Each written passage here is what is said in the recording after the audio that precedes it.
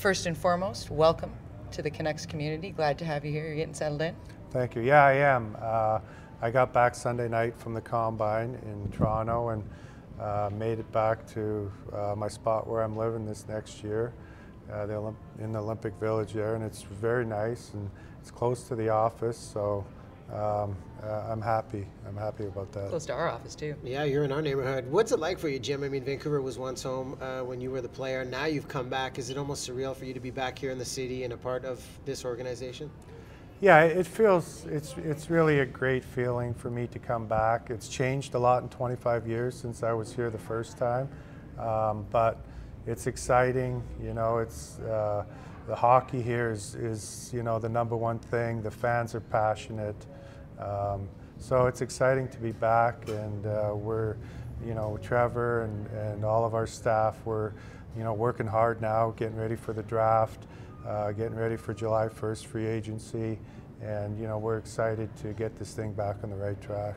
Going back to Trevor calling you initially when he was announced as president of the Vancouver Canucks, he said, you know, I knew who I was going to call. Interesting, I probably hadn't talked to Jim in 25 years, but it was a phone call that felt like we had always stayed in touch. What was that phone call like? Yeah, it was exciting.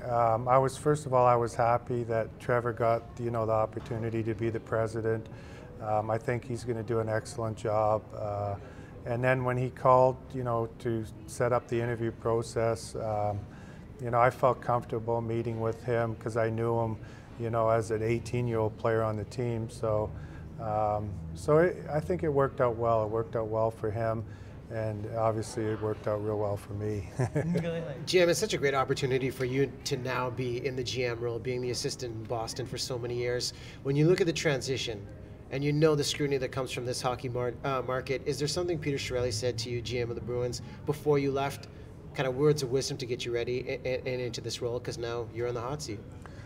Well, I kind of just watched the way Peter operated for the last 8 years, and you know, Boston's a pretty passionate market too, and you know, we always just kept to doing the work. Like we talked about, if we do the work, we do the right things, you know, the on-ice product will be the benefactor of doing the right things off the ice. So, you know, that's what I'm going to do here. I'm going to work hard. We're going to organize our staff. We're going to know the types of players that we want to draft going forward. We're going to communicate with our guys. We're going to have good direction, and you know, we're going to, you know, hopefully let the work speak for itself. Straight into the hot seat, as Riaz said. Obviously, dominoes fall. President in place, GM in place. Everybody's wondering when we might see a new coach in Vancouver. Well, we've put a short list together.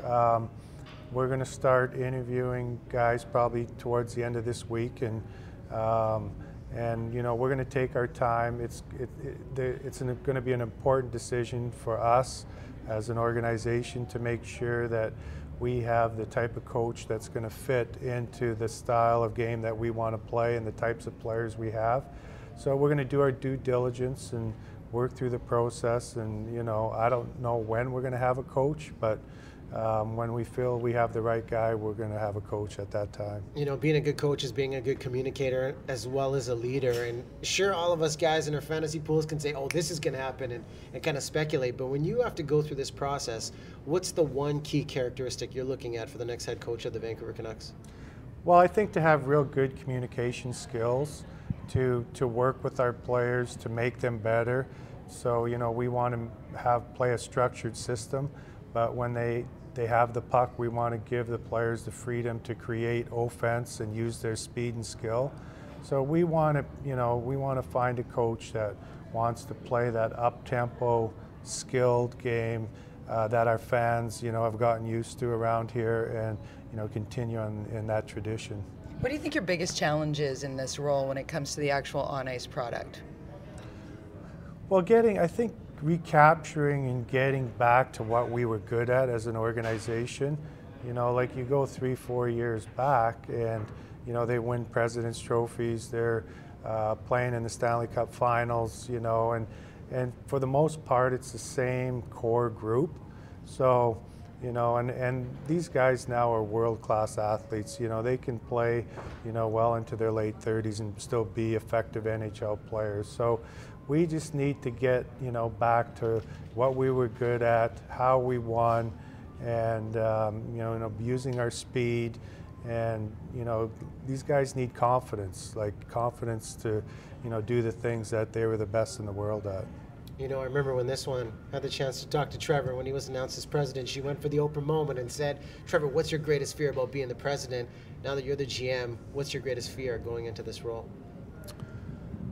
Well, you know, I really don't think about that, to be quite honest with you.